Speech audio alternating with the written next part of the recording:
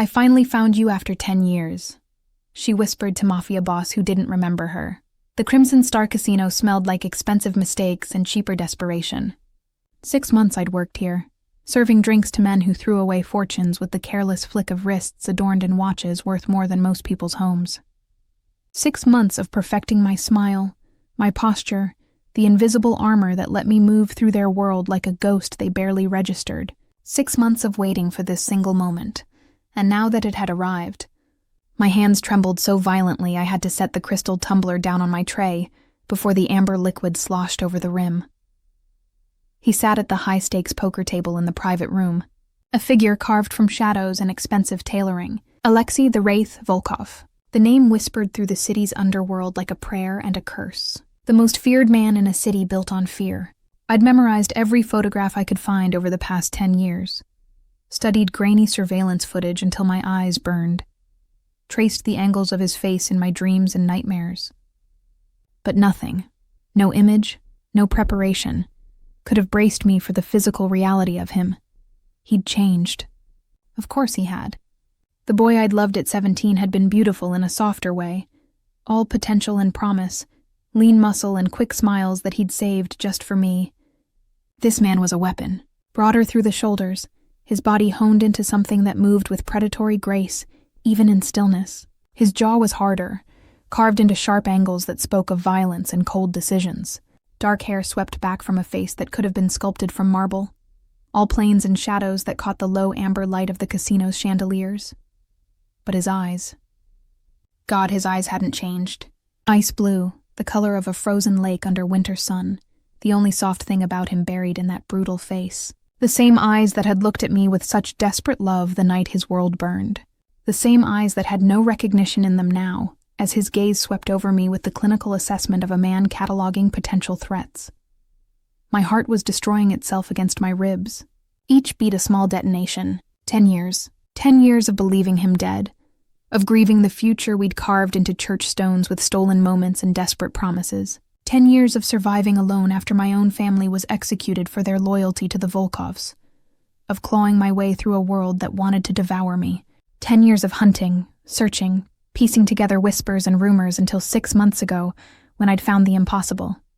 He was alive. But Dominic Volkov was gone. The boy who'd sketched my portrait in the margins of his notebooks, who'd promised we'd run away together, who'd held my face like I was something precious and breakable, that boy had died in the massacre. In his place sat Alexei, a ghost who'd forgotten he'd ever been human. I forced my breathing to steady, forced my hands to stop their betraying tremor. I'd spent 6 months engineering this moment, working my way from the main floor to the private rooms, building the invisible credibility that would get me close to him. 6 months of watching him from a distance, learning his patterns, the way he moved through spaces like he owned the very air, the way he never smiled, the way his fingers drummed against table surfaces in a rhythm I still recognized from late nights, when he'd been thinking, working through problems while I'd done homework beside him in his family's library. That small tell had nearly broken me the first time I'd seen it.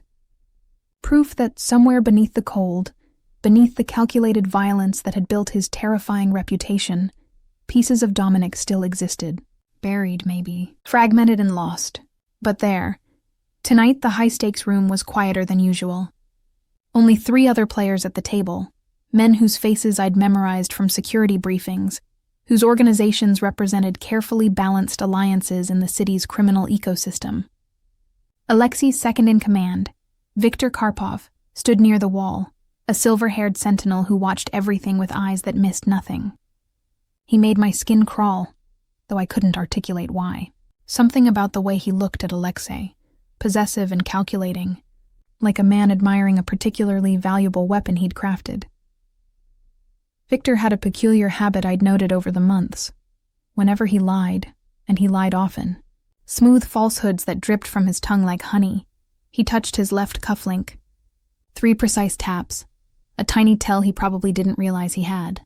I'd seen him do it during negotiations, during casual conversations, small deceptions and larger ones all marked by that same unconscious gesture. I picked up my tray, the weight of the crystal glasses grounding me. This was it. After 10 years of searching, of surviving, of becoming someone harder and sharper than the girl who'd promised to run away with a Mafia heir, I was about to shatter the careful distance I'd maintained. I crossed the room, my heels silent on the plush carpet. The dealer was laying out a new hand. Alexei studied his cards with the same intensity I'd seen him use to study everything. Absolute focus, the rest of the world falling away. He picked up his tumbler without looking, took a measured sip, set it down. The motion was economical, precise. Everything about him was controlled, locked down tight behind walls. I wasn't sure even he knew how to breach anymore. I moved to his side to refill the glass, my pulse a wild thing trying to escape my throat. This close, I could see the faint scar that traced his temple, disappearing into his hairline. Evidence of the trauma that had stolen his memories, that had left him vulnerable to whoever had found him, shaped him, turned him into the wraith. This close I could smell the faint scent of him, expensive cologne over something darker. Wood smoke and steel, completely different from the boy who'd smelled like art supplies and the mint gum he'd always chewed. I leaned in, my hand steady as I poured, my lips nearly brushing his ear. My voice, when it came, was barely a whisper, a sound meant only for him. The words I'd rehearsed 1,000 times, words that felt like breaking open my chest and offering him my still-beating heart. You don't remember me, but you promised to come back. His reaction was instantaneous. Volcanic. His hand snapped up, fingers closing around my throat, not squeezing, not hurting, but holding with absolute authority. The tumbler fell, amber liquid splashing across green felt as he moved with inhuman speed, twisting in his chair to face me fully. His other hand gripped my wrist, the tray clattering to the floor, crystal shattering into 1,000 glittering shards that sang against marble. The room went utterly silent. Every man at the table had frozen, hands moving toward weapons. Victor had straightened, his expression shifting from bored vigilance to sharp attention, but I didn't look at any of them. I looked at Alexei, at Dominic, at this man who was both and neither. His ice-blue eyes bored into mine, searching, dissecting. His grip on my throat was firm but careful, his thumb resting against my pulse point where my heart hammered its frantic rhythm. He could feel it, I realized. Could feel the way my body betrayed every emotion I was trying to contain. Who are you? His voice was a low rasp, rough like gravel and silk combined, and it vibrated through his palm into my skin. A command, not a question. The voice of a man who expected immediate obedience, who could end lives with a word. But I'd spent 10 years preparing for this. 10 years learning not to flinch from danger, learning to survive in the world that had taken everything from me. I held his gaze, refused to let fear show even though every survival instinct screamed at me to run. Someone you loved once. The words came out steady, clear. A truth I'd carried alone for a decade. Something flickered in his eyes. Confusion, maybe. A ripple across that glacial surface. His grip tightened fractionally, then loosened. His head tilted, a predator trying to categorize an unfamiliar creature. Impossible, is it? I didn't move, didn't try to pull away from his hold. You don't remember anything before the fire. How would you know what's impossible? His jaw clenched, muscle jumping beneath skin. For a long moment we stayed frozen like that, a tableau of tension while the room held its collective breath. Then, without taking his eyes from mine, he spoke. Clear the room. It wasn't a request. The other players rose immediately, gathering chips and drinks, melting away with the practiced efficiency of men who knew better than to question him. Victor approached, concern carved into the lines of his distinguished face. Alexei, perhaps I should... Out. The single word was a blade. Victor's mouth tightened, but he inclined his head and retreated, though not before shooting me a look that promised future attention, the kind I didn't want. The door closed with a definitive click. We were alone. Alexei released my throat but caught my arm, pulling me around the table and into a chair. Not roughly, but with inexorable force. He sat across from me, that ice-blue gaze never leaving my face. Up close like this, I could see the faint shadows beneath his eyes, evidence of sleep disturbed or absent entirely, could see the fine lines at the corners of his eyes, marks of strain and burden. Talk. He leaned back, deceptively casual, but I could see the coiled tension in his frame, a spring wound tight, ready to snap. Start with your name, Mira. I swallowed, my throat still warm where his hand had been. Mira Sokolov. His eyes narrowed. Sokolov. He repeated the name slowly, rolling it around like he was tasting it. Should that mean something to me? It did. Once. I folded my hands in my lap to keep them from shaking. 10 years ago, before your family was killed before the fire, you knew me. I stopped, unsure how much to reveal. Too much and I'd sound insane. Too little and I'd lose this chance. We were close. Close. His tone was flat, giving nothing away. How close? Close enough that I spent 10 years believing you were dead. The words came out harsher than I'd intended, edged with all the grief I'd carried. Close enough that finding out you were alive felt like someone had reached into my chest and restarted my heart. He studied me with unnerving intensity, and I forced myself not to squirm under that gaze. I'd been examined by dangerous men before.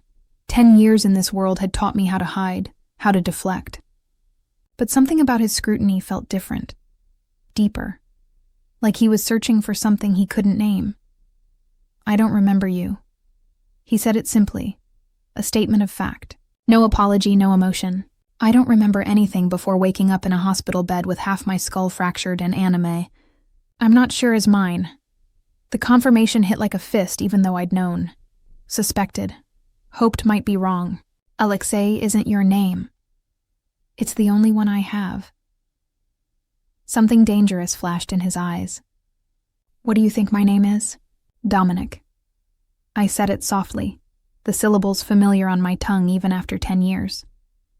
Dominic Volkov, heir to the Volkov Empire. You were 19 when your family died. He went very still, the kind of stillness that preceded violence. Prove it. How? I spread my hands, helpless. Every piece of our past burned. The house, the photographs, I stopped before I could say, the promises we carved into stone. That felt too intimate, too raw for this moment. Your family kept everything private. There are no records, no public photos. Everyone who knew you died that night. Except you. Except me. I met his eyes, and I only survived because I wasn't there. Because you... I swallowed hard. Because we were supposed to run away together that night. I was waiting for you. For the first time I saw a crack in his control, his hand resting on the table curled into a fist. That's a convenient story. You show up claiming to be my lost love, conveniently unable to provide any proof, conveniently asking me to believe you on faith alone. His voice dropped lower, more dangerous. I don't operate on faith. I operate on facts, on leverage, on things I can see and verify. Give me one reason I shouldn't assume you're working for the Morozovs or the Kozlovs, sent here with a pretty story to get close to me. I'd expected this, had prepared for the distrust, the paranoia that would have kept him alive in the decade since his world burned. I can't give you proof, not the kind you want. I leaned forward, holding his gaze. But I can give you time. Let me stay close. Let me answer your questions. If I'm lying, you'll know. You're too smart not to see through me eventually. If you're lying, I'll kill you. He said it casually, like commenting on the weather. Slowly, I know, and I did. I'd watched him for 6 months, had seen the cold efficiency with which he eliminated threats, had heard the stories that had earned him his name. The Wraith, a ghost who appeared and disappeared, leaving only bodies in his wake. I'm still asking. He leaned back, fingers beginning that unconscious drumming against the table. The familiar rhythm made my chest ache. He was thinking, weighing variables, calculating odds. I stayed silent, letting him process. Finally, he spoke. 30 days. What? Stay with me for 30 days.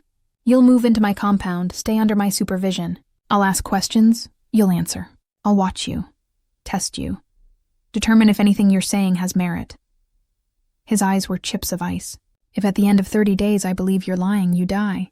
If I believe you're telling the truth, he paused. I don't know yet, but you'll have convinced me. It was more than I'd hoped for. A chance, slim and dangerous, but a chance. And if I refuse? You won't. He said it with absolute certainty. Because if you were working for my enemies, you'd have to accept to complete your mission. And if you're telling the truth, you've spent 10 years looking for me. You won't walk away now. He was right, and we both knew it. I'd come too far, sacrificed too much to turn back now. Even if spending 30 days in close quarters with this man, this stranger wearing Dominic's face, might destroy me more thoroughly than a bullet. Okay. I nodded. 30 days. Good. He stood, towering over me, and extended a hand. Not an offer of help, but a command. We leave now. Anything you need from your apartment can be retrieved later. I took his hand, his grip warm and strong, and let him pull me to standing. His thumb brushed across my knuckles, a whisper of contact, and I saw his eyes flicker. Confusion. Something else. A pull he couldn't name. He felt it too. Whatever this connection was, however broken and incomplete, it lived in both of us. A current running beneath the surface. Illogical and undeniable. He released my hand quickly, stepping back. "Victor!" he called, and the door opened immediately. His second-in-command entered, his expression carefully neutral, though I caught the flash of calculation in his eyes as he looked at me. "Have a car brought around. Miss Sokolov will be staying at the estate." Alexei's tone brooked no argument. "Guest wing, 4th floor. Post security outside her door." "Of course." Victor's voice was smooth, cultured. "Might I suggest—" "No." Alexei cut him off. "Do it now." Victor's mouth tightened fractionally, but he nodded and retreated. I watched the exchange, noting the tension. Victor didn't like being dismissed. Didn't like me disrupting whatever careful balance he'd established. Good. I didn't like him either. The ride to Alexei's compound passed in tense silence. He sat across from me in the back of an armored SUV, watching me with that unnerving focus while I tried to reconcile this cold, dangerous man with the boy I'd loved. They shared the same physical space, the same bones and blood, but everything else felt foreign. Where Dominic had been warm, quick to smile, gentle in the way he'd touched me, Alexei was frozen, remote, untouchable. What had they done to him? What had a decade of trauma and manipulation carved away? The compound was a fortress disguised as luxury. High walls, sophisticated security, guard stations masked as landscaping features. The house itself was modern, all glass and steel in clean lines, the opposite of the old Volkov estate where Dominic had grown up, where his family had died. Inside, everything was pristine, expensive, and utterly impersonal. No photographs, no art that spoke of individual taste, nothing that suggested anyone actually lived here. It was a showroom, beautiful and empty. 4th floor, Alexei said to the guard who'd met us in the foyer. "Show Miss Sokolov to her room. Anything she needs, provided. But she doesn't leave the estate. Make that clear to everyone." "Yes, sir." Alexei turned to me. "Someone will bring you dinner. Tomorrow we'll talk. For now, rest." He started to walk away, then paused, glancing back over his shoulder. In the soft lighting of the foyer, his profile was achingly familiar. "Don't try to leave. You wouldn't make it past the gate, and it would end our arrangement poorly. It wasn't a threat, just a fact." I watched him disappear down a hallway, his footsteps fading into silence. Then I followed the guard up endless flights of stairs to a room that was larger than my entire apartment. Floor-to-ceiling windows overlooking manicured gardens. A bed that could sleep 4, an attached bathroom done in marble and glass. A beautiful cage. I waited until the guard left, heard the subtle click of the lock engaging from the outside, then finally let myself feel it. The weight of the day, of the moment, of 10 years crashing down. I sank onto the edge of the bed, my hands shaking now that I didn't have to maintain the facade. I'd found him. After everything, I'd found him, and he didn't know me. The first week passed in a strange, suspended reality. Alexei kept his word about the questions. Every morning he'd summon me to his study, a massive room lined with books he'd probably never read, dominated by a desk that looked like it had been carved from a single piece of black walnut. He'd sit behind it, I'd sit across from him, and he'd interrogate me. "Tell me about yourself. Where were you born? What did your family do? Where did we meet? What was I like? What were my parents' names? My sister? What did I want to be when I grew up?" I answered everything I could, painting pictures of a world that had burned. His father, Mikhail, stern but fair, who'd ruled the Volkov Empire with strategic brilliance. His mother, Ekaterina, beautiful and fierce, who'd played piano and insisted Dominic learn languages. His younger sister, Natalia, who'd been 12 when she died, who'd loved ballet and had the same ice blue eyes. Dominic himself, brilliant, thoughtful, trapped by the expectations of his family's legacy but trying to find his own path, who'd sketched constantly, filling notebooks with charcoal drawings, who'd loved classic literature and terrible action movies in equal measure, who'd been kind in a world that rewarded cruelty. With each answer, I watched Alexei's face for any flicker of recognition. Found nothing, just that same intense scrutiny, measuring my words against some internal metric I couldn't perceive. But there were moments. Small things. Once, describing his mother's piano playing, I mentioned she'd favored Rachmaninoff. His fingers had started that drumming pattern, then stopped abruptly. Another time, telling him about how he'd preferred drawing with charcoal over pencil. His hand had moved unconsciously toward his desk drawer before clenching into a fist. The memories were there, locked behind walls. I just had to find the key. In the afternoons, I had freedom to roam the estate, within limits. The compound was vast, and guards were everywhere, subtle but present. I explored methodically, learning the layout, noting exits and security protocols. Old habits from 10 years of surviving, of gathering information that might someday save my life. I found the training room on the second floor, heard the sounds of violence before I saw it. Through the observation window, I watched Alexei spar with one of his men, a brutal, efficient dance that ended with his opponent on the mat, gasping. Alexei barely looked winded. He moved like violence was a language he'd been born speaking. Every strike precise, economical, lethal. Nothing like the boy who'd been learning to fight, who'd complained about mandatory training sessions with his father's security chief. That night, I couldn't sleep.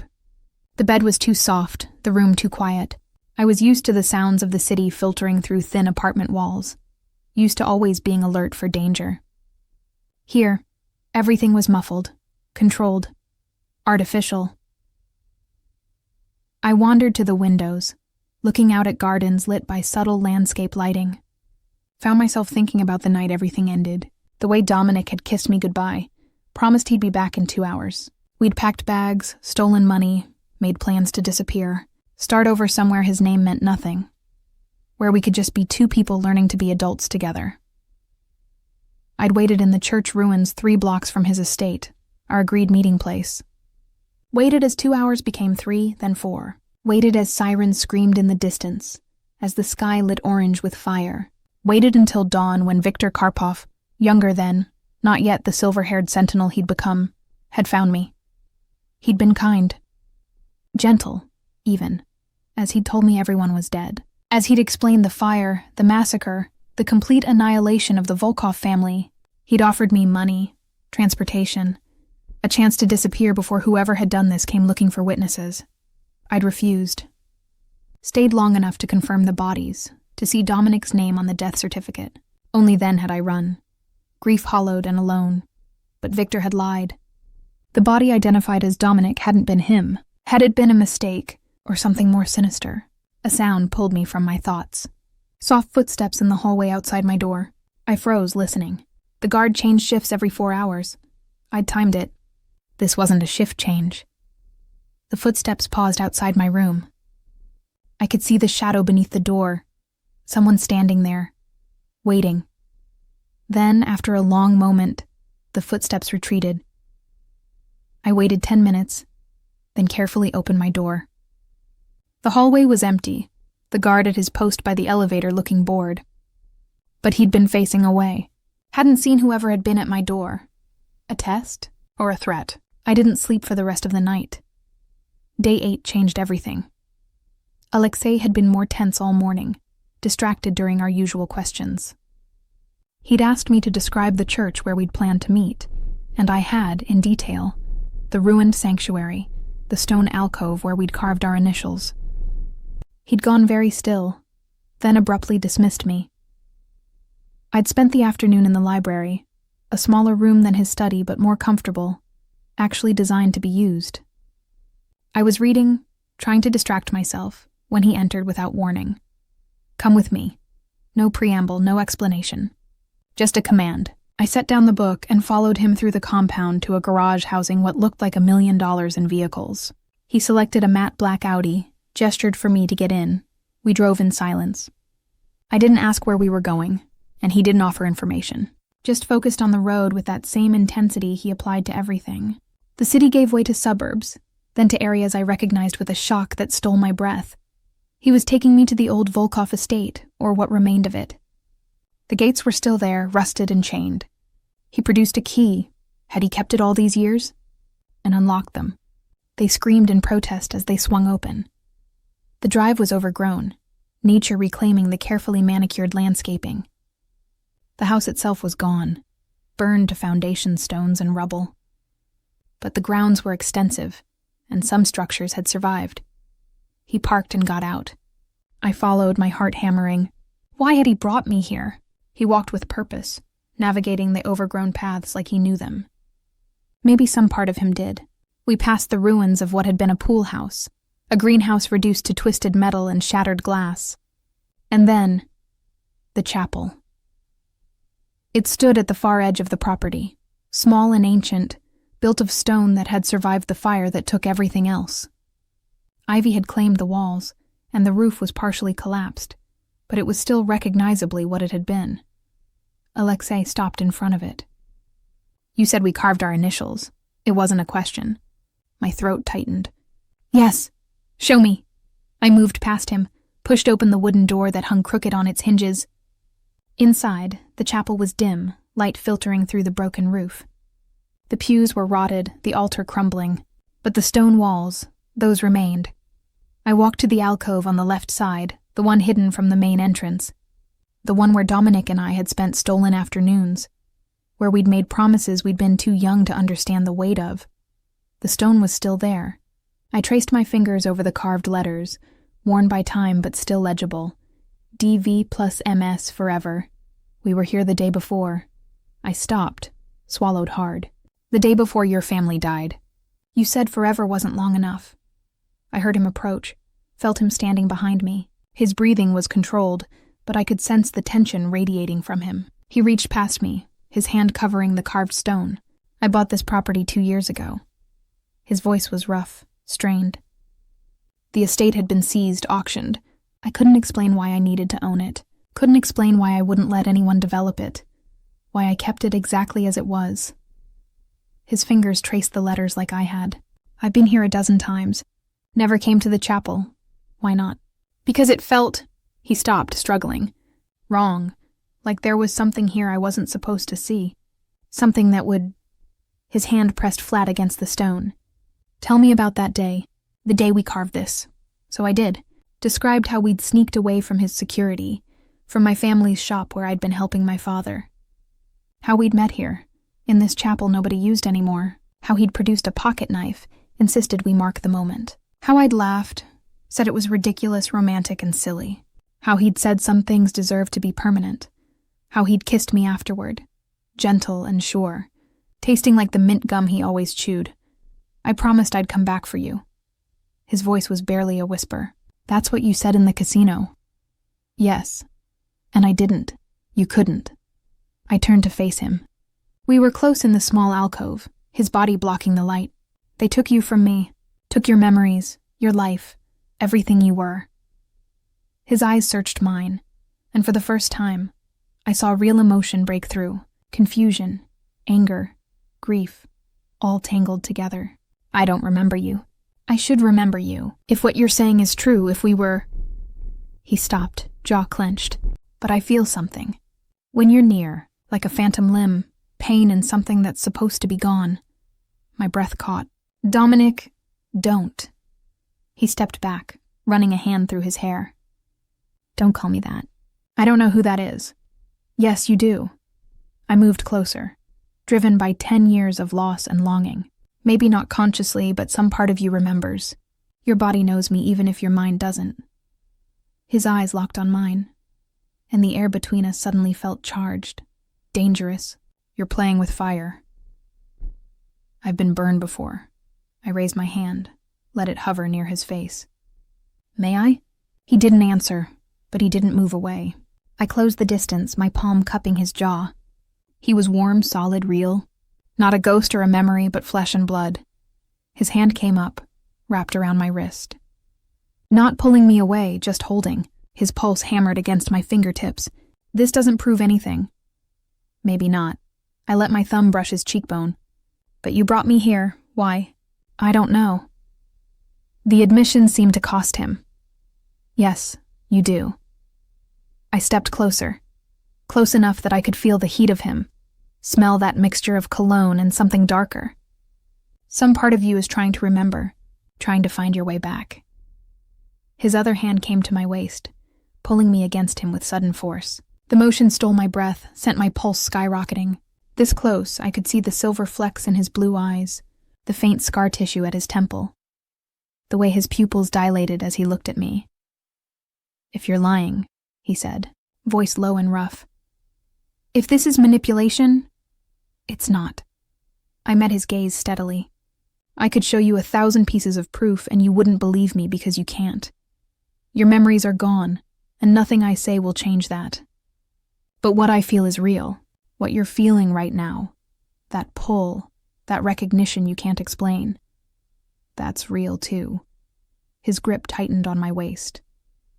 You make me want to believe impossible things. Good. I let my fingers trace the line of his jaw, his throat. Felt him swallow hard beneath my touch, because 10 years ago you promised impossible things. Promised we'd find a way. Promised forever. Forever's a long time. You said it wasn't long enough. Something cracked in his control. He pulled me harder against him, one hand sliding up to cup the back of my neck. His forehead pressed against mine, our breaths mingling. I don't know how to do this. How to feel this. I've been empty so long. My heart was breaking and mending simultaneously. Then let me help you remember how to feel. He made a sound low in his throat, pained and wanting. Then his mouth was on mine. The kiss was hungry, desperate. 10 years of loss compressed into a single moment. His lips moved against mine with bruising intensity, like he was trying to consume me, to find answers in the taste of my mouth. I kissed him back just as fiercely, my hands fisting in his shirt, pulling him closer even though there was no more space between us. It was nothing like the gentle kisses we'd shared as teenagers. This was fire and fury, need and rage, all the violence he usually kept controlled channeled into the way he claimed my mouth. His hand tightened in my hair, angling my head so he could deepen the kiss. And I let him, opened for him, gave him everything. When we finally broke apart, we were both breathing hard. His eyes were wild, his careful control shattered. I don't remember you. The words came out anguished. But God help me, I know you. My body knows you. Something in me recognizes you and I don't understand it. I cupped his face in both hands. You don't have to understand it. You just have to trust it. I don't trust anything. Then trust this. I pulled him down, kissed him again, softer this time, pouring everything I felt into it. The love I'd carried for 10 years. The grief. The desperate hope. When I pulled back, his eyes were closed, his expression almost pained. Your body remembers even if your mind doesn't. Let that be enough for now. He opened his eyes, and what I saw there made my breath catch. Not the ice I'd grown used to, but something molten, desperate. Stay close to me. These 30 days. Don't... He stopped, seemed to struggle with the words. Don't be far. It wasn't a declaration of love. Wasn't even a statement of trust. But from a man who trusted nothing, who let no one close, it was everything. I'm not going anywhere. I promised. Not again. He kissed me once more, quick and fierce, then stepped back. Composed himself with visible effort, the ice reforming over the cracks I'd created. We should go back. But as we walked to the car, he took my hand, threaded his fingers through mine like it was the most natural thing in the world. Like his body remembered this too. The shape of my hand in his, the way we fit together. Neither of us spoke on the drive back. But when we pulled into the compound, he didn't let go immediately. Just sat there, my hand in his, staring at our joined fingers like they were a puzzle he couldn't solve. Tomorrow, he finally said, I want you to tell me everything. Not the facts, not the timeline. I want to know how I felt, who I was when I was with you. Help me understand what I've lost. Okay. My voice was thick with emotion. He raised my hand to his lips, pressed a kiss to my knuckles. The gesture was achingly familiar, something Dominic had done 100 times. Then he released me, got out of the car, and walked away. I sat in the passenger seat for a long moment, my hand still warm where his lips had been, hope blooming in my chest like a dangerous flower. Maybe, just maybe, I could guide him back to himself, to us. The morning after the chapel, I woke to find Alexei had changed the rules.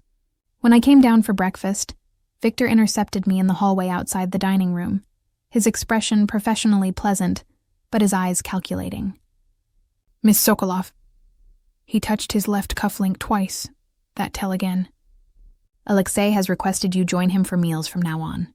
He finds your conversation educational.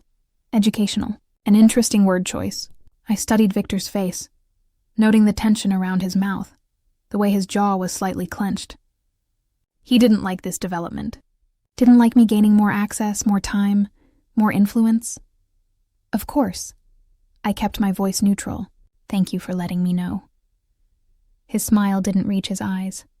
"He's become quite fascinated with you. One might say preoccupied." Another tap on the cufflink. "I hope you understand the responsibility that comes with his attention." Alexei is not a man who tolerates disappointment. The threat was subtle but clear.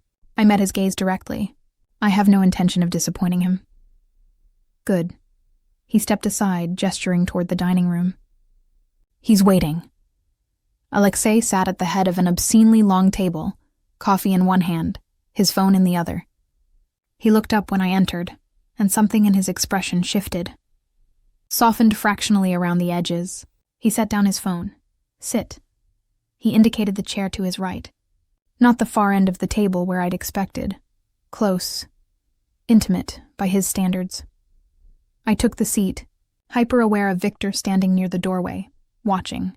A staff member appeared immediately with coffee, another with a plate of food I hadn't ordered, but that somehow included everything I liked. Coincidence? Or had Alexei been paying more attention than I'd realized? "We need to discuss yesterday." His voice was low, meant only for me despite Victor's presence. "The chapel," my pulse quickened. "Okay. I've been thinking about what you said. About my body remembering."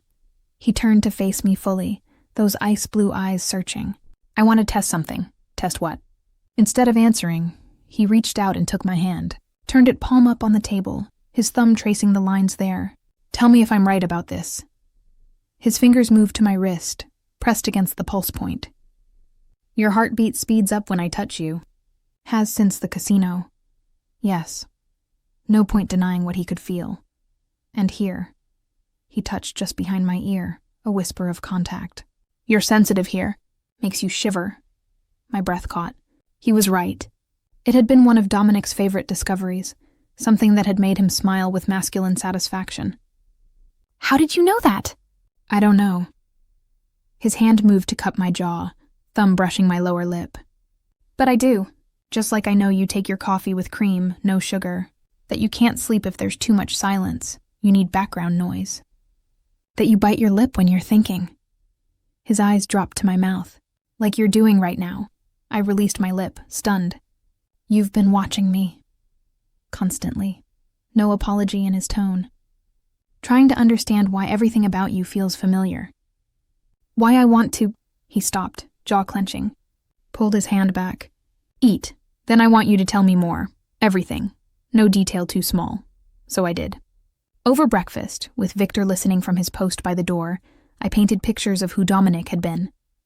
The way he'd drawn constantly, fingers always stained with charcoal. How he'd learned 4 languages, because his father insisted but secretly preferred English, because it let him read Hemingway in the original. How he'd hated formal events, the performance of being an heir, but had loved strategy, the chess game of his father's business. How he'd been kind to me when no one else noticed me. How we'd started as friends, my family's bookshop, supplied his father's library, and became something more in stolen moments between duty and expectation. Tell me about the night we planned to leave. Alexei's food sat mostly untouched, his full attention on me. What was I going to do? Where were we going? You'd arranged everything. Fake IDs, a car waiting 3 blocks away, money from an account your father didn't know about. The memory still hurt, even after 10 years. We were going to disappear. Start over in Prague. You said it was beautiful, full of art and history. Said we could be anyone there. Why did we have to run? His eyes narrowed. If we wanted to be together, why not just be together? I glanced at Victor, who was watching with unsettling intensity. Did he know this part? Had Dominic confided in anyone before that night? Your father had plans for you. An arranged marriage to the daughter of a Moscow family, cementing alliances. You were supposed to meet her the week after. I swallowed hard. After everything happened. You told him you wouldn't do it, that you'd chosen me. He forbade it, said I was nobody, unsuitable, a distraction from your responsibilities. Alexei's jaw tightened. So we were going to run away like children. We were children. The words came out sharper than intended. 19 and 17, in love and stupid enough to think we could escape. You said you'd rather have nothing with me than everything without me. Something flickered in his eyes. Pain, maybe, or recognition. His hand moved back to mine, fingers threading through mine on the table. And I left you waiting. It wasn't your fault, wasn't it? His grip tightened. If I'd left earlier, if I'd gotten you out before, you'd both be dead. Victor's voice cut across the table, sharp. He pushed off from the wall, approached with measured steps. Forgive the interruption, but this romanticizing of the past serves no purpose. He looked at Alexei. Your father was a paranoid man. He had the entire estate monitored.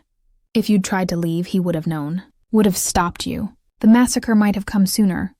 Alexei's eyes narrowed. You knew my father. Tell me about him. Victor's hand moved to his left cufflink. 1 tap, 2, 3. Mikhail Volkov was brilliant and brutal.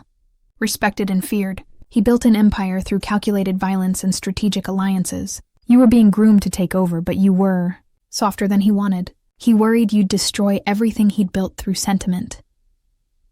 I felt Alexei tense beside me. You think I was weak. I think you were young. Victor's tone was almost paternal.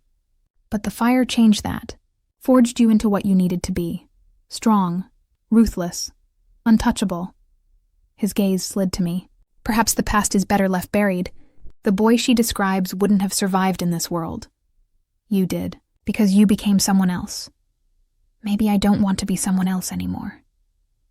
Alexei's voice was quiet but edged with steel. Maybe I want to remember who I was. Decide for myself what to keep and what to leave behind. The air in the room shifted, tension crackling. Victor's expression remained neutral, but I saw the calculation in his eyes. This was a threat to him, to whatever control he'd maintained over Alexei for the past decade. Of course. Victor inclined his head. I only want what's best for you. What will keep you alive? He glanced at his watch. You have a meeting in 30 minutes. The Kozlov situation requires your attention. Alexei stood, pulling me up with him, still holding my hand. Mira comes with me. Victor's mask slipped for just a second, surprise flashing across his face. To a business meeting? That's highly irregular. She stays with me. Not a request. A declaration. Alexei looked at me. Unless you'd rather stay here. I thought about what Victor had just said, the way he'd tried to poison Alexei against the past, against me. Thought about how I'd spent 10 years learning this world, understanding its power structures and violence. I'll come. The meeting was held in a private room of a restaurant Alexei owned, surrounded by guards who checked everyone for weapons. The Kozlovs were represented by 2 men, one older, silver-haired and sharp-eyed, one younger and clearly impatient. They wanted a truce, access to Alexei's shipping routes in exchange for information about the Morozovs. I sat slightly behind Alexei, silent and observant. Watched the way he negotiated, cold and precise, giving nothing away. Saw the moment the younger Kozlov's eyes lingered on me too long, assessment turning to something else. Your companion is lovely. The younger one, Dmitri, smiled at me. Unusual to bring a woman to business. Alexei's hand, resting on the table, curled into a fist. Miss Sokolov is not your concern. Of course, of course. Dmitri raised his hands in mock surrender. Simply making an observation, though I wonder what her role is if not. He let the implication hang, The temperature in the room dropped 10 degrees. Alexei leaned forward, his voice a soft, deadly promise. Choose your next words very carefully. Victor, standing behind Alexei, touched his cufflink. Perhaps we should focus on the business at hand. But I'd had enough of being talked around, diminished, treated like decoration or insult. I leaned forward, meeting Dimitri's eyes directly.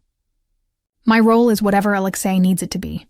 Right now, that's evaluating whether your family is worth the risk of alliance. I let a small smile curve my lips. So far, I'm unimpressed. You need his roots more than he needs your information. The power imbalance is obvious, yet you waste time with posturing, silence. Even Alexei turned to look at me, surprise breaking through his usual control. The older Kozlov, Mikhail, let out a sharp laugh. She has a brain in her head, rare and valuable. He studied me with new interest. And she's right. We need this more than you do, Alexei. So let's stop dancing. Here's our real offer. The meeting shifted after that. I stayed quiet, but the dynamics had changed. I wasn't invisible anymore. When the Kozlovs left, having agreed to terms that heavily favored Alexei, Victor looked like he wanted to strangle someone, preferably me. In the car back to the compound, Alexei was silent. I couldn't read his expression. Wasn't sure if I'd overstepped, destroyed the fragile trust we'd been building. Then his hand found mine in the space between us. You're full of surprises. I'm sorry if I don't apologize. He glanced at me, and there was something new in his eyes. Respect, interest. Where did you learn to read a negotiation like that? 10 years of paying attention. I threaded my fingers through his. After you died, after I thought you died, I had nothing. My family was executed within a month, marked for their loyalty to yours. I was 17, alone, and everyone wanted me dead or disappeared.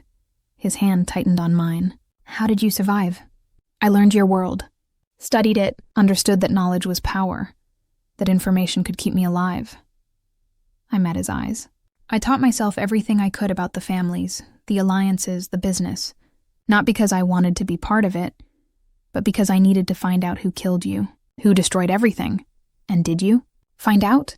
I have theories. I hesitated. This was dangerous territory.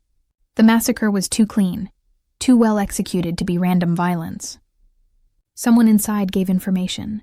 Someone who knew the estate layout, the security protocols, your father's schedule. Alexei's eyes sharpened. You think it was an inside job? I know it was. Victor's voice came from the front seat, where he'd been silent until now. That's quite an accusation. Based on what evidence? I met his eyes in the rearview mirror. Based on 10 years of research, of tracking money, following threads, asking the right questions in the right places. And yet you've shared none of this with Alexei. Victor's tone was mild, but I heard the edge. Why keep such vital information secret? Because I don't trust easily. I held his gaze. And because some investigations take time to complete. We drove the rest of the way in tense silence. When we arrived, Alexei pulled me aside in the foyer, his hand on my arm. Tonight, after dinner, I want to know everything you found. Every theory, every piece of evidence. Okay. And Mira? He stepped closer, his voice dropping. If someone inside betrayed my family, if they're still alive. His eyes were chips of ice. I will end them, slowly, I believed him. The boy I'd loved had been capable of violence when necessary, trained for it as part of his heritage. But this man had perfected it, had become violence incarnate. And part of me, the part that had spent 10 years surviving, learning to be hard, understood it. Even craved it. Good. The word came out fierce. They deserve it. Something in his expression shifted. He cupped my face, thumb brushing my cheekbone. You've changed too. You're not the girl I would have run away with. No. I covered his hand with mine. I'm the woman who survived long enough to find you. Is that what you want? The girl I was? Or the woman I became? He studied my face for a long moment. Then he kissed me, hard and claiming, right there in the foyer where anyone could see. When he pulled back, his eyes were molten. Both. I want both. The days that followed fell into a new pattern. Alexei kept me close. Meals, meetings, even training sessions where I watched him tear through opponents with brutal efficiency. At night, I'd sit in his study while he worked, reading or researching on my laptop, our silence companionable in a way that felt ancient, familiar. Victor watched it all with thinly veiled disapproval. I caught him in small lies constantly. Noticed the way he'd touch that cufflink whenever he redirected Alexei's questions about the past. Whenever he suggested I might be manipulating the situation. "She's playing you," I heard him say one night, his voice carrying from Alexei's study where I'd gone to get a book. I froze in the hallway listening. Every story designed to make you doubt yourself, to make you need her. It's classic manipulation. Or it's the truth. Alexei's voice was calm. "You've never been able to explain why I bought the Volkov estate. Why I won't develop it. Why certain things trigger fragments, pieces of memories I can't quite grasp. Trauma works in unpredictable ways. So does suppression." A long pause. "Tell me something, Victor. You found me after the fire, took me to the hospital, stayed with me through recovery. You've been by my side for 10 years. And I always will be. Then why do I feel like you're hiding something?" Silence. I pressed against the wall, barely breathing. When Victor finally spoke, his voice was carefully neutral. "I'm hiding nothing. But I am trying to protect you from a woman who appeared out of nowhere with convenient stories and convenient timing. The Morozovs are circling, Alexei. What better way to destabilize you than to send someone who claims to be from your past? Someone who makes you doubt, makes you question everything I've helped you build." "The Morozovs," Alexei repeated slowly. "You think she's working for them?" "I think it's possible. Worth investigating at minimum." "Then investigate." The words were clipped. "You have resources. Use them. But Victor?" A dangerous pause. "If you're wrong, if you've wasted my time because you don't like sharing my attention, we'll have a very different conversation." I moved silently back down the hall before Victor emerged, my heart pounding. He suspected me of working for the Morozovs, was probably already building a case, planting evidence to support his theory. I needed to move faster, to give Alexei concrete proof before Victor convinced him I was the enemy. 2 days later, everything changed. Alexei had a weapons deal to finalize. A shipment coming through the port that required his personal oversight. High-value cargo that would generate significant profit. Victor urged caution. Suggested Alexei send lieutenants instead, but Alexei insisted on handling it himself. "Mira comes with me." Victor's objection was immediate. "Absolutely not. If there's any danger, then she's safer with me than here." Alexei's tone left no room for argument. "Get the cars ready." We drove to the port in a convoy. 3 vehicles, armed guards in each. I sat beside Alexei, watching the city slide past, feeling the weight of the gun he'd handed me before we left. "Do you know how to use this?" I'd taken it without hesitation, checked the chamber, the safety. Muscle memory from years of training myself for survival. Yes, he'd watched me with hooded eyes. Good. The port was dark, industrial, the perfect place for an ambush. We met the sellers. Eastern European, professional, efficient. The exchange went smoothly. Too smoothly. I felt it before I saw it. The shift in the air, the subtle wrong that preceded violence. "Alexei." I touched his arm. "Something's off."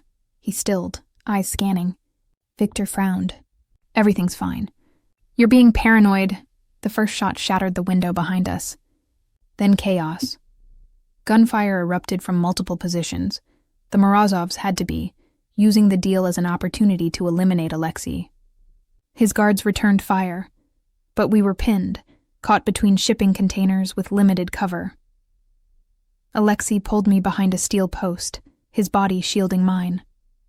"Stay down," but I'd already assessed the situation. 3 shooters on the south position, 2 more north, 1 on the crane above providing overwatch. We were outgunned but not outmaneuvered if we moved fast. "The container on the left." I pointed. "If we can get there, we'll have an angle on the south position." He looked at me sharply. "How do you—" Another spray of bullets cut off the question.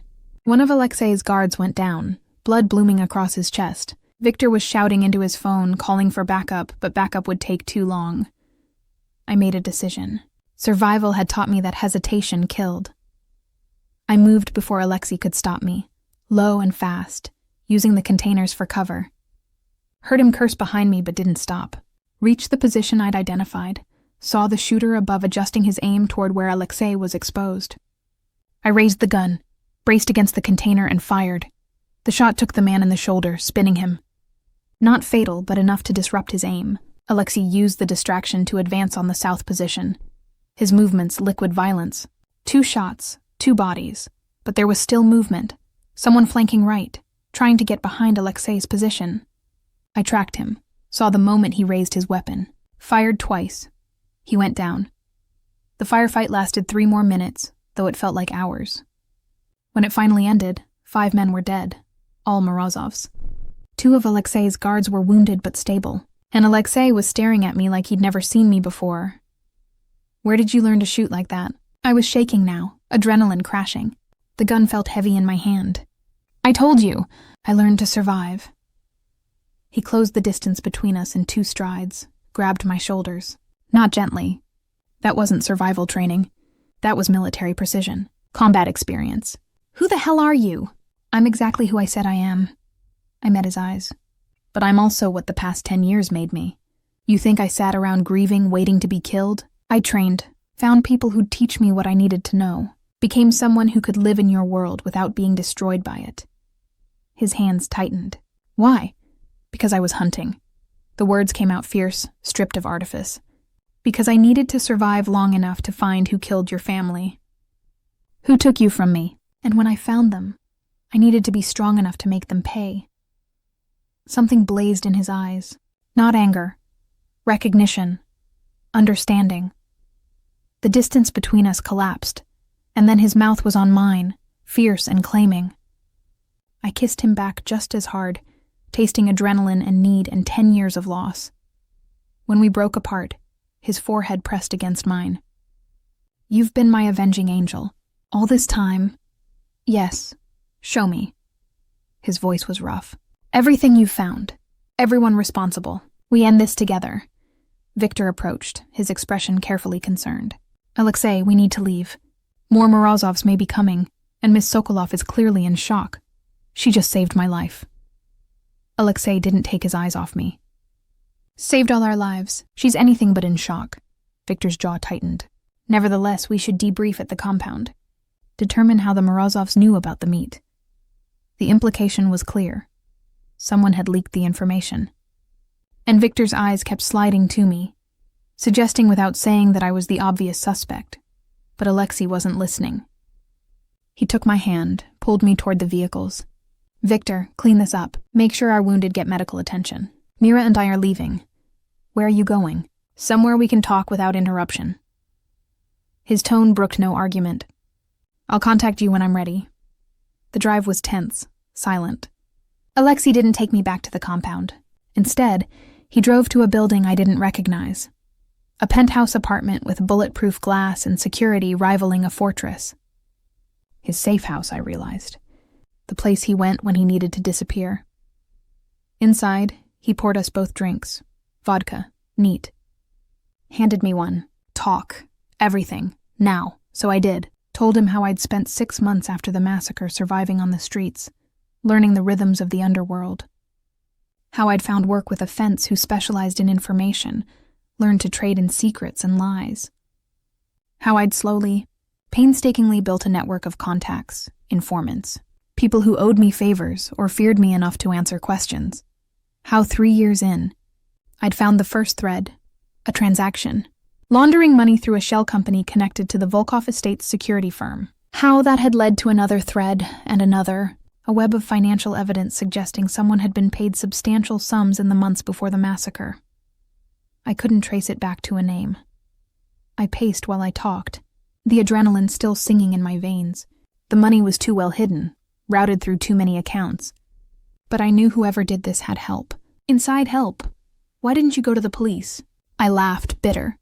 Because your father owned half the police force, and whoever killed him probably owned the other half. I was 17, alone, with no proof. I would have disappeared, just another casualty. He listened intently, those ice-blue eyes tracking my every movement. What else? I followed the Morozov family. They gained the most from your family's destruction, took over territories, absorbed businesses, filled the power vacuum. But they weren't smart enough to pull off the massacre alone. Someone gave them inside information, detailed plans. Someone who knew your family intimately. Victor found me. His voice was flat. He was the first person I saw when I woke up. He told me my name was Alexei, that I'd been caught in an industrial accident, that I had no family. How convenient. I stopped pacing, faced him. Did he say how he happened to find you? Why he was there? He said he worked security for the area, was doing rounds when he saw the fire, pulled me out before the building collapsed. Alexei's expression was thoughtful. I never questioned it. Had no reason to, but now I want answers.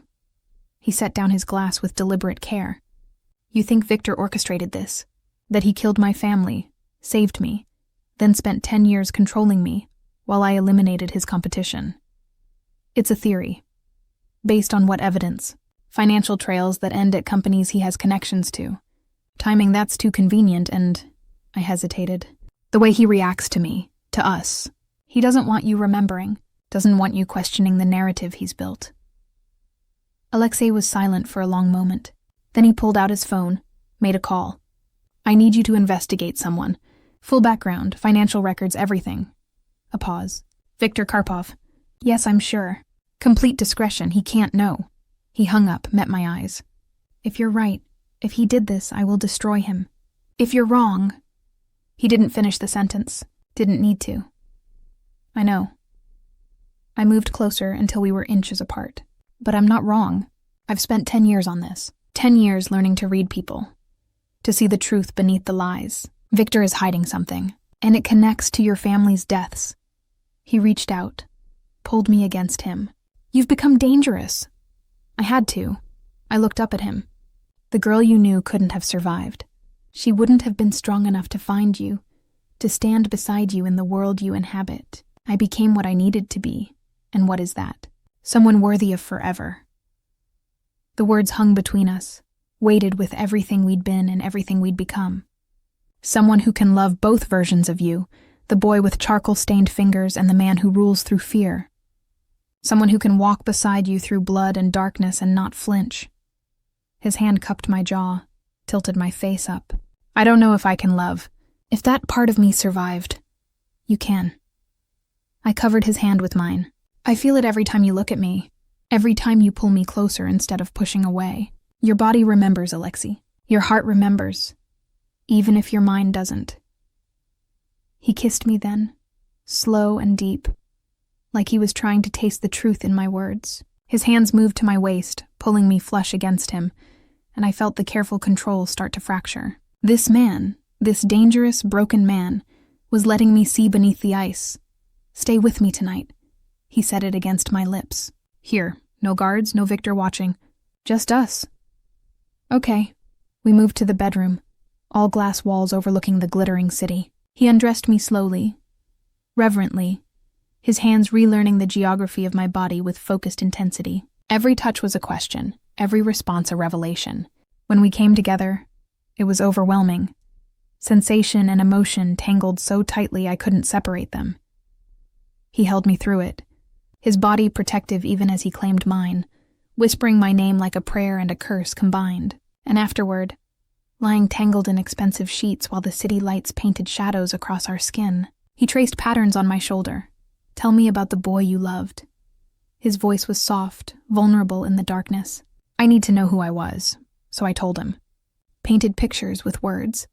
Dominic laughing at terrible jokes, sketching portraits in the park, stealing moments between the weight of expectations. A boy trying to find himself in the shadow of an empire, who'd chosen love over duty and paid the ultimate price. He sounds weak. But there was no judgment in Alexei's tone. Just curiosity, he was kind. That's not weakness. In this world, it is. Maybe. I turned to face him. But you carry pieces of him. The way you drum your fingers when you think. The way you watch stars at night when you think no one sees. The way you take your coffee. Small things, but they're there. He's not gone, just buried. His eyes searched mine. I don't know if I want him back. If I can be that person again.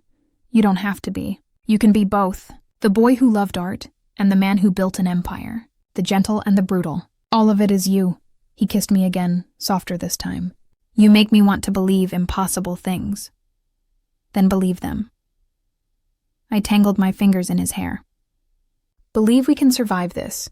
That we can find who destroyed your family and make them pay. That we can have forever. Even after everything that's tried to tear us apart. Forever. He repeated the word like testing its weight. That's what we carved in stone. Yes. Then that's what we'll have. His arms tightened around me. Whatever it takes. I fell asleep in his arms, feeling safer than I had in 10 years, not knowing that tomorrow would shatter everything again. I woke to the sound of shouting. Not close, but echoing through the penthouse's steel and glass bones. Alexei was already gone from the bed, and cold dread flooded my chest before I was fully conscious. Something was wrong. I dressed quickly, pulled on the clothes from last night, and found him in the main room. Victor stood near the windows, his expression grave. 3 of Alexei's men flanked him, all wearing the same tight-controlled fury. What's going on? My voice cut through the tension. Alexei turned, and the look in his eyes made my blood freeze. Ice.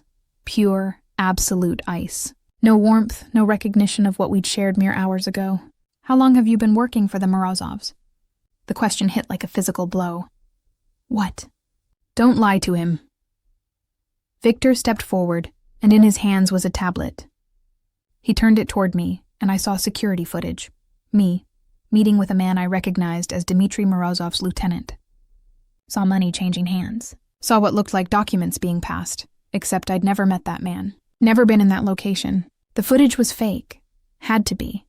But it looked disturbingly real. That's not me. I looked at Alexei, willing him to see the truth. That footage is fabricated. There's more. Victor swiped, brought up bank records showing deposits in my name. Substantial amounts, dated over the past 6 months, exactly the time I'd been working at the Crimson Star. The Morozovs paid you to get close to him, to learn his patterns, his weaknesses. Last night's ambush? You signaled them, told them exactly where we'd be. That's insane. My voice rose, panic clawing up my throat. Alexei, you can't believe this. After everything, I have evidence. His voice was flat, emotionless. The man who'd held me last night, who'd whispered my name like a prayer, was gone. The Wraith stood in his place. Victor warned me, said you were too convenient, too perfect, that you'd use my missing memories against me. Because he's the one who took them. The words exploded out of me. He's the one who killed your family, who's been controlling you for 10 years. This is exactly what he'd do. Discredit me before I could expose him. Victor's expression remained neutral, but I saw it. The faint touch to his left cufflink, once, twice, 3 times. He was lying, and his body betrayed him even as his face stayed calm. Alexei, look at him. I pointed. His cufflink. He touches it when he lies. Watch him. Ask him a question you know the answer to. Alexei's gaze flicked to Victor, then back to me. Convenient observation. Something you noticed during your investigation? Or something the Morozovs told you to point out to sow distrust? This is ridiculous. I started toward him, but 2 of his men blocked my path. You promised me 30 days. Promised to hear me out, to give me a chance to prove. That was before I had proof you're a traitor. He nodded to his men. Take her to the compound. Lock her in the holding cells. I need time to verify this information, to trace the evidence. Alexei, please. But they were already gripping my arms, pulling me toward the door. I fought, not because I thought I could escape, but because I needed him to see, to understand. He's using you. He's been using you for 10 years. The medication he gave you, it wasn't for injuries. It was to keep you compliant, to suppress your memories. Enough. The single word was a knife. He turned his back on me, dismissing me as completely as if I'd never existed. Get her out of my sight. They dragged me to a car, drove me to the compound in silence. The holding cells were beneath the house, reinforced concrete and steel that had probably held and killed countless people over the years. They locked me in one, bare except for a cot and a bucket, and left. I sat on the cot, my mind racing. Victor had been planning this, had probably started the moment he saw me at the Crimson Star, recognized me as Mira Sokolov. He'd had months to build his case, to fabricate evidence, to position me as the perfect scapegoat, and Alexei had believed him. Had chosen Victor's decade of manipulation over the fragile trust we'd built. I couldn't blame him. Not really. He'd been conditioned for 10 years to trust Victor, to see him as savior and mentor. A few weeks with me, a stranger claiming an impossible past, couldn't compete with that. But it still felt like my heart was being carved out of my chest with a dull blade. Hours passed, maybe 6, maybe 8. No one came. No food, no water, no word. Just silence and the weight of concrete pressing down. I used the time to think, to plan. Victor would want me dead. I was too dangerous alive, too likely to eventually convince Alexei of the truth. But he'd have to be careful. Make it look like justice rather than murder. An escape attempt gone wrong, maybe.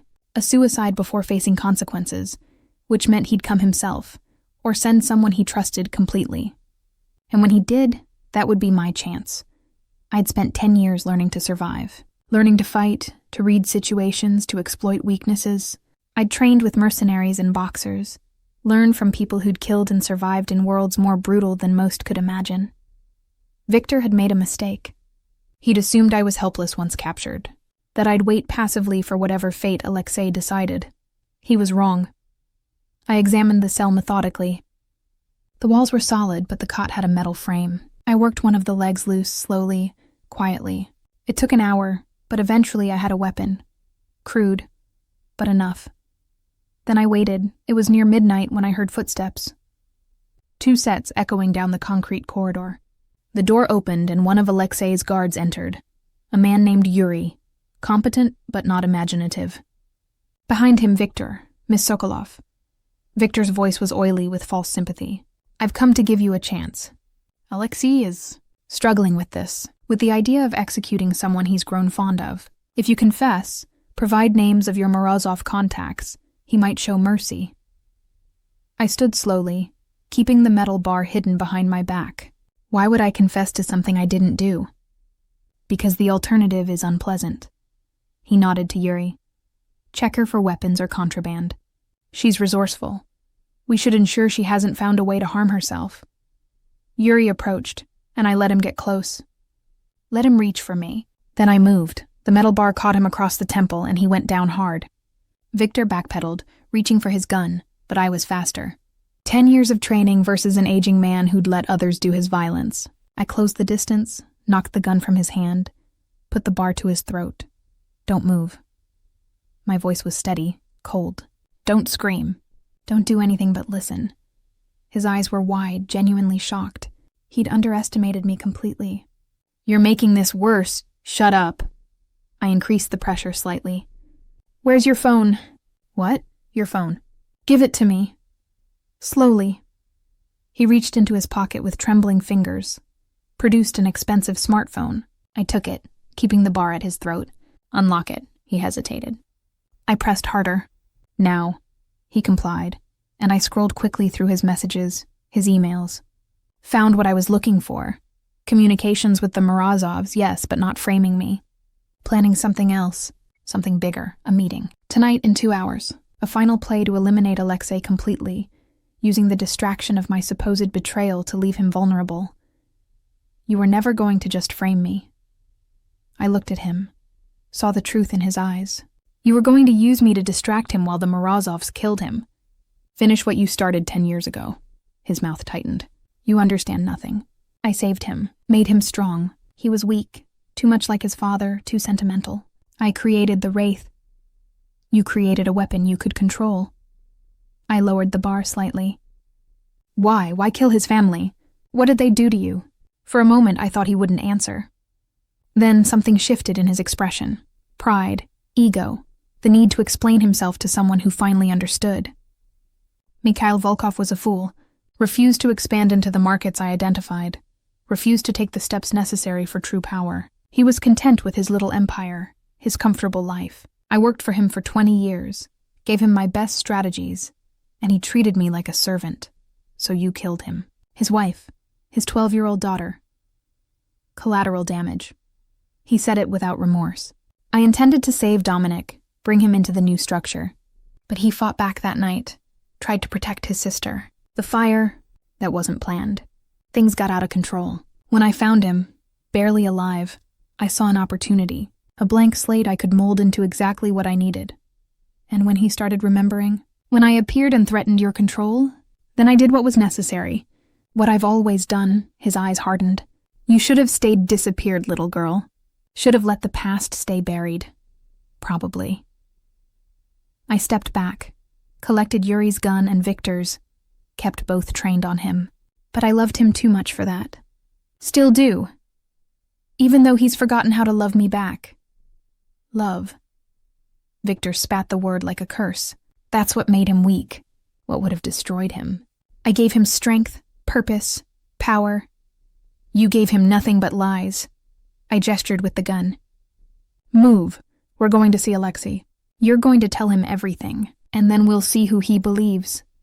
Victor laughed, sharp and bitter. He'll never believe you over me. I'm the only family he's known for 10 years. You're a pretty girl with convenient stories. The explosion cut off his words. The building shook, dust raining from the ceiling. Alarms started screaming, and I heard gunfire above us. The Morozovs. They were attacking now, not waiting for the planned meeting. Victor had set this up, I realized.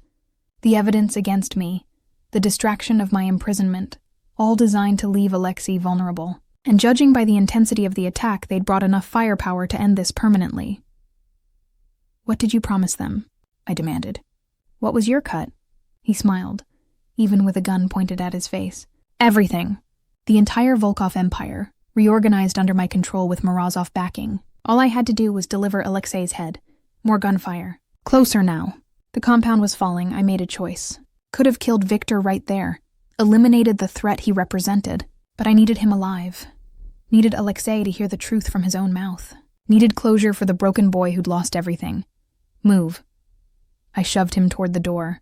We're getting out of here, and you're going to help me save him. Because if he dies, I have no reason to keep you breathing. We navigated the corridor, then the stairs. The compound was chaos. Guards running toward the fighting, smoke beginning to fill the upper floors. I kept Victor in front of me, both guns ready. Found Alexei in his study, barricaded behind his desk, returning fire through shattered windows. 3 of his men were with him, but I could see bodies in the hallway. The Morozovs had brought an army. Alexei. I shoved Victor into the room ahead of me. He spun, gun rising, and for a second I thought he'd shoot me on sight. Then he saw Victor, saw the guns I held, and confusion broke through the combat focus. What? The Morozovs are here because of him. I pushed Victor to his knees. He set this up, framed me to distract you, told them exactly when to attack. Check his phone, the evidence is there. Alexei's eyes narrowed. Victor? She's lying. Victor's voice was steady, but his hand drifted toward his cufflink. Caught himself, stopped. She escaped, attacked me as trying to touch your cufflink. Alexei's voice was soft, dangerous. You were about to touch your cufflink. You always do that. When you lie, Victor froze. I saw the moment he realized his tell had betrayed him. I've been watching you for 3 days. Alexei stood slowly, since Mira pointed it out, watched every conversation, every report, started seeing the pattern. Little lies, evasions, deflections, always accompanied by that gesture. He moved around the desk. Tell me the truth. Did you frame her? Silence. Then Victor laughed, and it was the sound of a man with nothing left to lose. You're asking the wrong question. The right question is, did I orchestrate the massacre?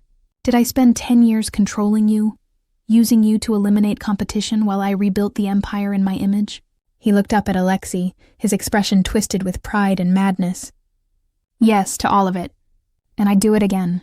You were weak, Dominic. Soft. I made you strong. Made you into... Alexei shot him. 1 bullet, center mass. Victor's eyes went wide with shock, then empty. He crumpled, blood spreading across expensive carpet. The room went silent, except for the distant gunfire. Alexei stood over the body, his expression unreadable. Then he looked at me. You broke out of the cell. Yes. Came to warn me instead of running. Yes. Why? Because I love you. The words came out simple, stripped of artifice. Because 10 years ago you were everything to me, and I spent a decade trying to find you. Because I'd rather die fighting beside you than live knowing I could have saved you and didn't. Something cracked in his face. The ice fractured, and beneath it I saw grief, rage, and something that looked like desperate hope. I thought you betrayed me. I know. I locked you in a cell. Was going to... He stopped, jaw clenching. I almost killed you. But you didn't. I lowered the guns. And we don't have time for this now. The Morozovs are tearing through your compound. We need to move. He stared at me for a long moment, then nodded, the warrior reasserting itself over the wounded man. My men! How many are left? Not enough. I handed him one of the guns. But I have a plan. We fought our way out together. I'd memorized the compound's layout during my weeks here, knew the escape routes and weaknesses. Alexei trusted my lead without question, and his remaining guards followed. The Morozovs had numbers, but they'd expected an easy victory, a distracted and vulnerable target. Instead, they found Alexei at full strength, fighting with the woman who'd spent 10 years learning his world. We moved like water, like we'd been doing this together for years instead of minutes. He'd cover an angle, I'd cover another. He'd call a direction, I'd clear the path. When his gun ran empty, I was already providing cover for his reload. By the time we fought free of the compound, half the Morozov force was dead or retreating. We'd lost men, too many, but we'd survived.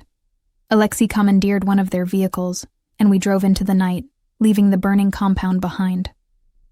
Neither of us spoke for a long time. Then, finally, he pulled over on an empty stretch of road overlooking the city. I'm sorry. His voice was rough, broken. For doubting you. For believing Victor over... Stop. I turned to face him. He had 10 years to build your trust. I had weeks. You made the logical choice. I made the wrong choice. His hands gripped the steering wheel so hard his knuckles were white. I felt it here. He pressed a fist to his chest. Felt wrong the whole time you were locked up. But I ignored it because I've been trained to ignore what I feel, to trust only what I can see and verify. Victor's dead. I said it gently. The man who killed your family, who stole your memories, who controlled you for a decade, he's gone because you survived, because you escaped, found the evidence, fought your way through a war zone to save me. He finally looked at me, and his eyes were wet. You're the strongest person I've ever known, and I almost killed you because I was too broken to see it. I reached out, cupped his face in my hands. You're not broken. You're surviving. There's a difference. I remember more now. His voice dropped to a whisper. Fragments, pieces. They've been coming faster since Victor died. Like his voice in my head was blocking them. I remember the fire. Remember screaming for you, trying to get to the church where we were supposed to meet. Remember someone, Victor, pulling me back, telling me you were dead. Everyone was dead. Tears tracked down my face. I waited for you, until dawn. I thought you'd abandoned me, then thought you'd died, spent 10 years grieving what we could have been. We can still be it. His forehead pressed against mine. Whatever we were, whatever we've become. I don't know if I can be the boy you loved. I don't need him. I kissed him softly. I need you, exactly as you are. The darkness and the light, the memories and the gaps, all of you. Then you have me. He pulled me closer, his arms iron bands around my back. Forever, like we promised. Forever. I repeated against his lips. We sat there as the sky began to lighten, holding each other while the city woke below us. Two survivors, two souls who'd found each other twice across impossible odds. But we weren't done. The Morozovs were wounded but not destroyed. Alexei's empire was in chaos, vulnerable. We had work to do. The next days were brutal. The Morozov attack had decimated Alexei's forces, and vultures were circling, other families sensing weakness, smaller organizations trying to claim territory. We fought back systematically, Alexei providing the muscle while I provided strategy. I knew the families, their weaknesses and alliances. Knew who could be bought, who could be threatened, who needed to be eliminated. The 10 years I'd spent studying this world paid dividends now. We worked as partners, equals. When families came to negotiate, I sat beside him, and he deferred to my judgment as often as I deferred to his. When violence was necessary, we planned it together. Word spread quickly. The Wraith had a queen, and she was just as dangerous. 3 weeks after Victor's death, we had a meeting with the Kozlovs, the family we'd negotiated with before. They came offering alliance, a unified front against the Morozovs who'd overreached and made enemies. The meeting was in the same restaurant, but this time no one questioned my presence. Mikhail Kozlov addressed me directly, with respect. Miss Sokolov. Or should I say Miss Volkov? I glanced at Alexei. We hadn't discussed names, status, what I was to him officially. Sokolov is fine. Mira is my partner. Alexei's voice was firm. Any disrespect to her is disrespect to me. That should be clear, Crystal. Mikhail smiled. Then let's discuss how we end the Morozov family permanently. The plan took 2 more weeks to execute. A coordinated strike across all Morozov holdings, timed perfectly, leveraging every alliance we'd built. It was brutal, efficient, and absolutely final. When it was done, the Morozov family no longer existed. Their territories were divided among the families who'd helped, but the lion's share went to Alexei. The Volkov Empire was reborn, stronger than before, and through it all, Alexei's memories returned. Not all at once, never complete, but enough. He remembered his mother's piano playing, his sister's laugh, remembered his father's lessons, harsh but born of love, remembered the boy he'd been, the art he'd loved, the dreams he'd had, remembered me at 17, shy and fierce, selling books in my family's shop, remembered falling in love over shared literature and stolen afternoons, remembered the night we'd planned to run, the promises we'd carved in stone. I can't be him again. He told me one night, lying in bed in his new compound, this one chosen together, designed with both our input. The boy who wanted to escape, who thought love was enough. That innocence is gone. Good. I traced patterns on his chest. Because I can't be that girl either. We're not who we were. We're who we became. And I love this version of you just as much. He rolled over, pinned me beneath him, his eyes intense. Show me you love all of me. So I did. 4 months after Victor's death, Alexei took me back to the Volkov estate. The main house was still ruins, but he'd had the chapel rebuilt. Restored stone by stone, the roof repaired, stained glass windows installed. Inside, our carved names still marked the wall, but he'd added to them. New carvings, fresh and deep. What death couldn't end, blood made eternal. The chapel was filled with flowers, night-blooming jasmine, the kind that had grown wild on the estate when we were young. Candles everywhere, casting soft light across restored pews and polished floors. What is this? I turned in a slow circle, taking it all in. A promise. He took my hands. 10 years ago, we planned to run away, to start a life together away from all this. We never got that chance. The violence found us, shaped us, made us into what we are. But I want to give us a different beginning. Here, where we made our first promises. I want to make new ones. My throat tightened. Alexei Dominic, he said it softly. When it's just us, call me Dominic. That's who I am with you. The boy and the man. Everything I've been and become. Dominic. His name felt like coming home. What promises do you want to make? That I'll never doubt you again. That I'll trust your strength as much as my own. That we'll build something together. Not just an empire, but a life. A real one. His thumbs brushed across my knuckles. That forever isn't long enough, but I'll take every minute I'm given. Forever. I smiled through tears. That's what you said last time, and I meant it. Still mean it. I've loved you twice. Once in innocence, once in darkness. Both times forever. I pulled him down, kissed him with everything I felt.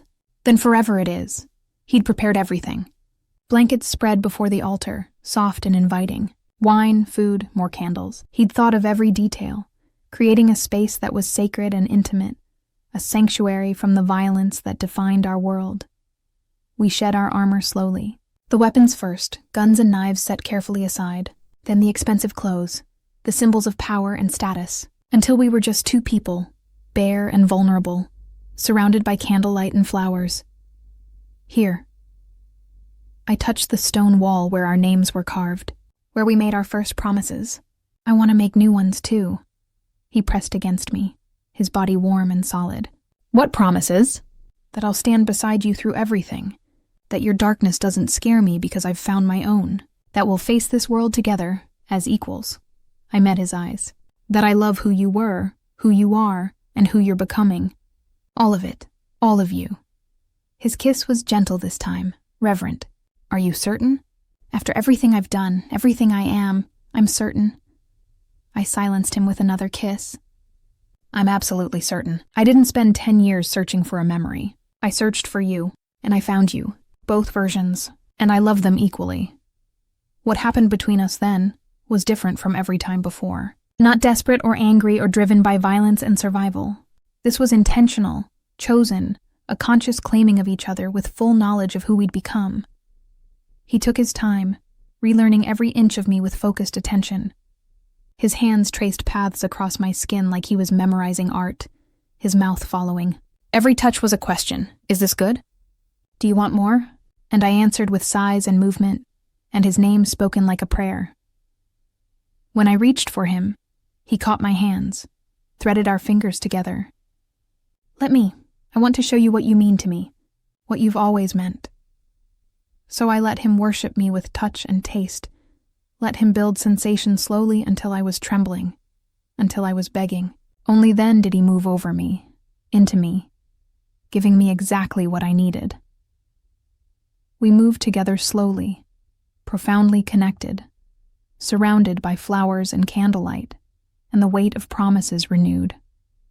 He watched my face, read every expression, adjusted his rhythm to match what made me gasp and arch. I'm here with you, all of me, all of you. I wrapped around him, pulled him deeper. That's all I've ever wanted. The peak built gradually, overwhelmingly, until it crashed over us both.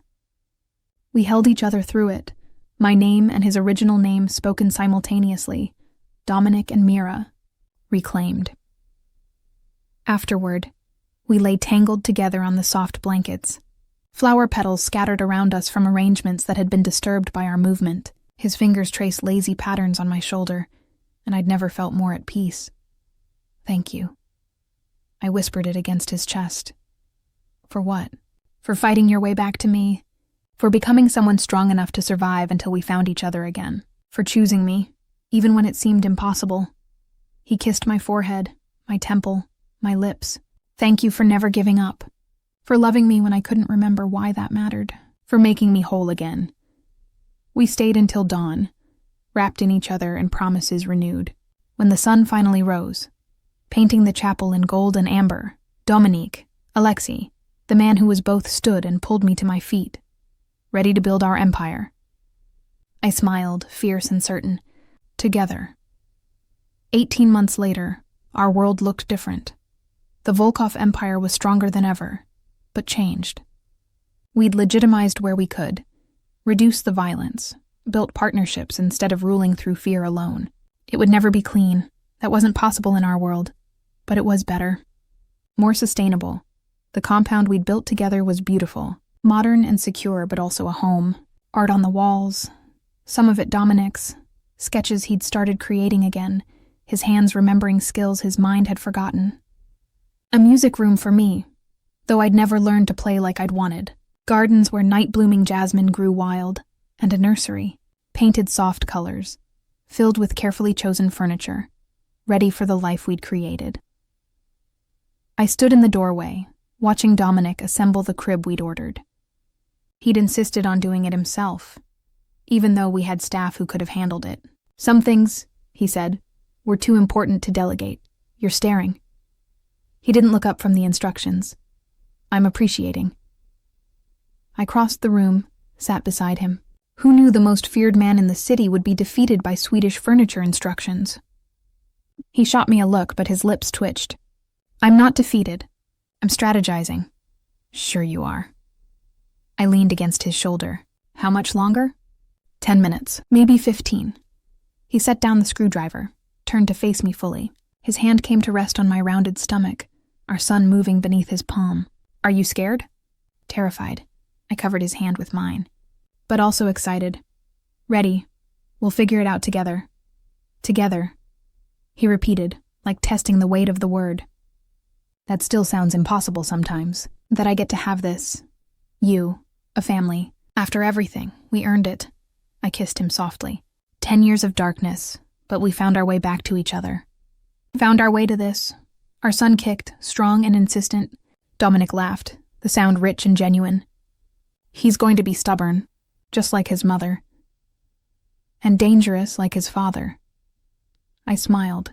God help anyone who underestimates him. Dominic. He said it quietly. We decided on Dominic. For the boy you were. I touched his face. The one who loved art and literature and me. The one who wanted to be more than his legacy. He deserves to be remembered, to live again, through our son. His eyes were wet. He pulled me close, careful of my stomach, and held me like I was the most precious thing in his world.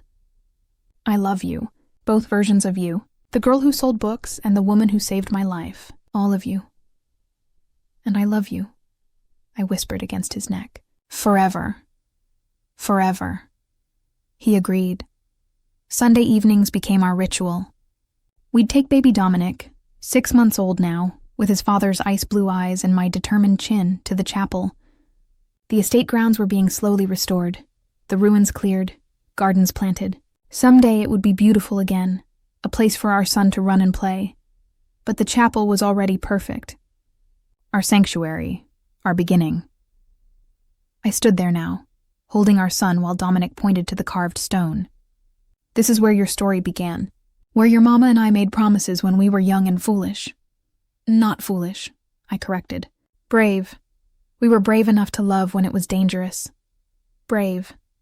He smiled, wrapped his arms around us both. And stubborn enough to find our way back.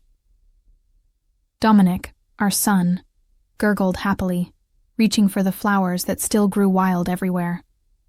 Night-blooming jasmine, their scent sweet and familiar.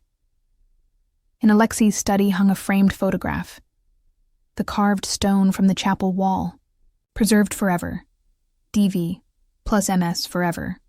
Below it, a new plaque. What was lost? What was found? What became eternal? 10 years of searching. A lifetime of loving. 2 souls who found each other twice. Once in innocence, once in darkness. Both times, forever. And this time, we had more than promises. We had proof. We had each other, had our son, had a future we'd built from the ashes of the past.